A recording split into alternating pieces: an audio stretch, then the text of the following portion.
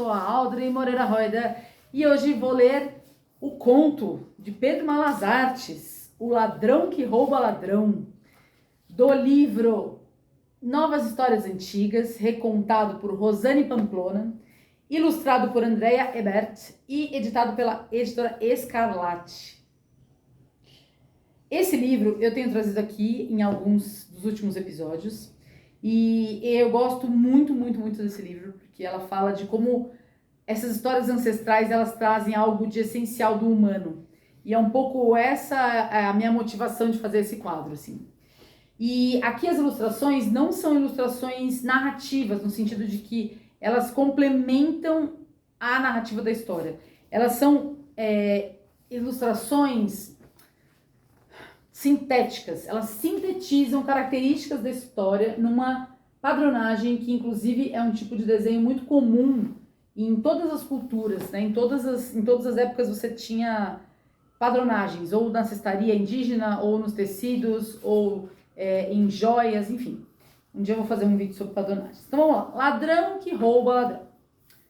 Pedro Malas Artes andava pelo mundo sempre criando novas artimanhas para sair de suas dificuldades.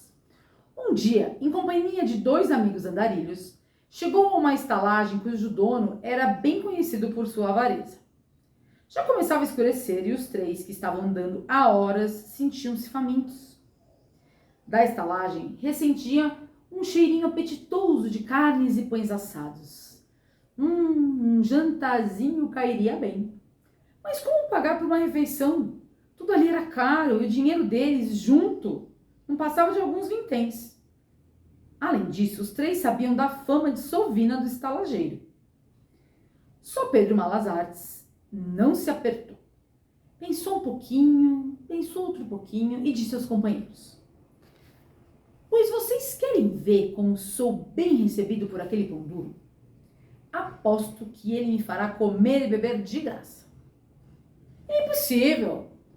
"Até parece," responderam os dois amigos. E, duvidando da esperteza de Malas Artes, apostaram as poucas moedinhas que traziam.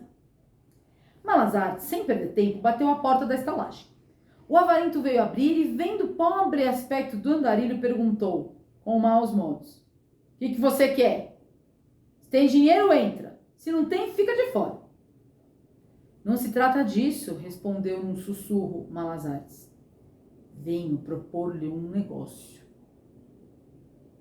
E, cerrando contra si o casaco, numa atitude suspeita, continuou: "Quanto o senhor me daria por uma pulseira de ouro cravejada de brilhantes?" O estalageiro ficou pálido. Fez-lhe sinal para que se calasse, olhou a clientela que lotava sua sala e sorrateiramente conduziu para uma mesa num canto. "Depois conversaremos. Enquanto espero, faço questão de que seja bem servido." E saiu, voltando em poucos minutos, com uma bandeja repleta de iguarias e 2 garrafas de vinho. Sua intenção era embriagar nosso amigo, para depois surrupiar-lhe a pulseira. Afinal, com certeza ele roubou de alguém, pensou o estalageiro. E ladrão que rouba ladrão tem 100 anos de perdão. Sem pressa, Malas Artes ia devorando uma a uma as delícias que sem parar lhe eram trazidas. Só no vinho ele não tocava. Queria manter-se sóbrio para não estragar seu plano. O hospedeiro começara oferecendo-lhe o vinho comum da casa. Depois lhe trouxeram outro melhor. E, por fim, acabara-lhe abrindo a garrafa do vinho mais especial de sua adega. Desse Malas Artes não pôde recusar. Porém, bebeu com moderação. Lá fora, pela janela, ele viu os companheiros que, boquiabertos, acenavam-lhe, não querendo acreditar no que se passava. E Pedro Malas Artes só sorria e comia, sorria e comia. Dali a pouco, a casa foi se esvaziando e finalmente o estalageiro viu-se a sós com o espertalhão. Desistindo da ideia de embriagá-lo, quis propor-lhe um negócio. "Está bem, agora me deixe vê-la." "Ver o quê?" respondeu candidamente Malas Artes. "Ora, a pulseira," exasperou o outro. "A pulseira?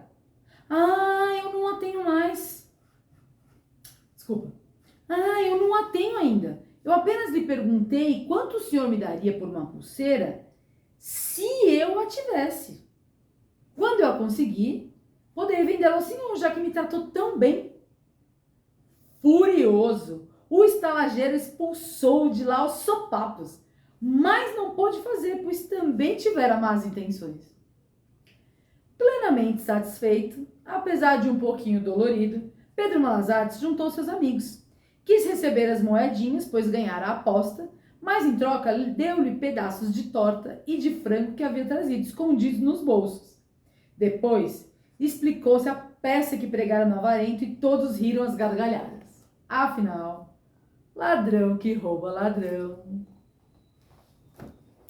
Vamos então comentar sobre este conto de Pedro Malas Artes.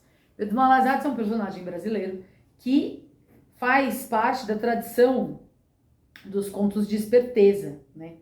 Que são um tipo de conto em que a malandragem ela resolve a situação do principal. E aqui a gente tem várias coisas curiosas, né? Primeiro, que trata-se de dois ladrões, né? O estalageiro e o Pedro. Um querendo levar vantagem sobre o outro. Não à toa, essa é uma história brasileira, né? Que aqui a gente tem uma tradição da malandragem, uma tradição de levar vantagem. Aí a gente tem uma outra questão que também é bem brasileira e que eu tenho ouvido uns podcasts de um antropólogo chamado Miguel Alcoforado, que ele fala do rico brasileiro, né? Que é diferente dos outros ricos, aparentemente. Que ele vai te tratar, assim, aqui no Brasil, a gente é melhor tratado se a gente tem uma pulseira de ouro cravejada de diamantes. Aqui a gente é melhor tratado se a gente tem um Rolex. Se você tem uma cara de rico, né? E esse conto fala muito disso. Então, o estalageiro, ele, mesmo olhando pro cara que estava mal vestido, pro Pedro Malas Artes, que estava maltrapilho, ele falou, não, esse cara aí, eu vou receber bem porque eu vou poder... Primeiro que valoriza o passe dele, né? Segundo que é assim, eu vou passar a perna nele, porque eu sou mais esperto do que ele.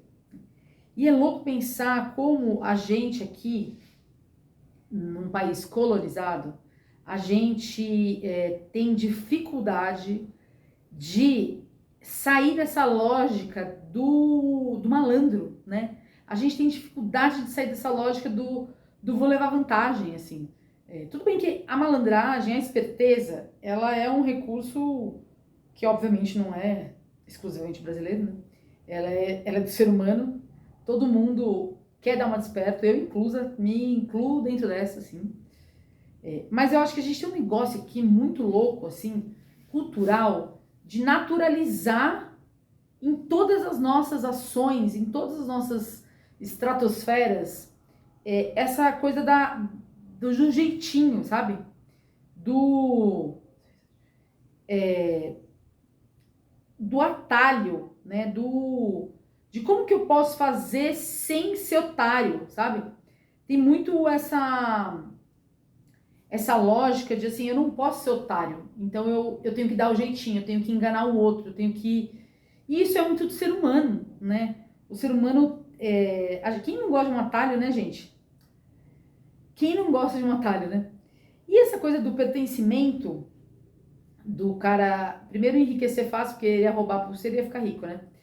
E ao mesmo tempo de ele tratar melhor o cara que tá com a pulseira, é muito também uma necessidade nossa de pertencimento, de querer parecer ricos, de querer parecer da classe culta, de querer ter a sacolinha do museu, no meu caso, né? De querer ter a sacolinha do museu XYZ, porque indica um pertencimento cultural, sabe? Enfim, tô pensando muito nessas questões ultimamente, da malandragem, do jeitinho e dessa relação com o atalho para pertencer, né? O atalho para parecer. Esse Michel Alcoforado, ele fala de como aqui no Brasil o parecer rico, ele, ao mesmo tempo que ele sei lá, é uma coisa quase ridícula, né? Assim, ele é uma mobilidade social que outros países não têm. Então aqui a gente fazer a cara de que a gente é culto, a gente fazer a cara de que a gente é da elite cultural, da elite financeira, já ajuda a acessar determinadas coisas. E eu tenho pensado muito sobre isso. Eu não sei nem muito se essa reflexão tem a ver com esse conto, mas eu tenho pensado muito sobre isso. E eu acho que o Pedro Malazares, ele... Não à toa esse é um conto nosso, sabe? Eu acho que isso está muito introjetado na nossa cultura, assim, né? A gente aqui se deixa levar pela esperteza e a gente fica o tempo inteiro lidando, tentando ser esperto, assim, né? Mesmo que não pareça, mesmo que seja no subterfúgio, mesmo que seja mesmo que seja tentando fazer o bem para o outro, sabe? Enfim, tenho pensado sobre isso. Talvez esse seja um tema polêmico, não sei. Mas enfim, essa foi a reflexão de hoje. Farofa tá chegando aqui. Vem aqui, Farofa. Não quer vir, então tá bom. E na próxima, virei com mais um conto, um ponto. Não acabei ainda o chale, gente. Tô no final desse chale. Minha amiga faz aniversário hoje, 16 de setembro. Não acabei ainda, mas iria acabar porque eu tô com um negócio no ombro aqui que eu não tô conseguindo acabar. Muito obrigada por ter visto e até a próxima. O eterno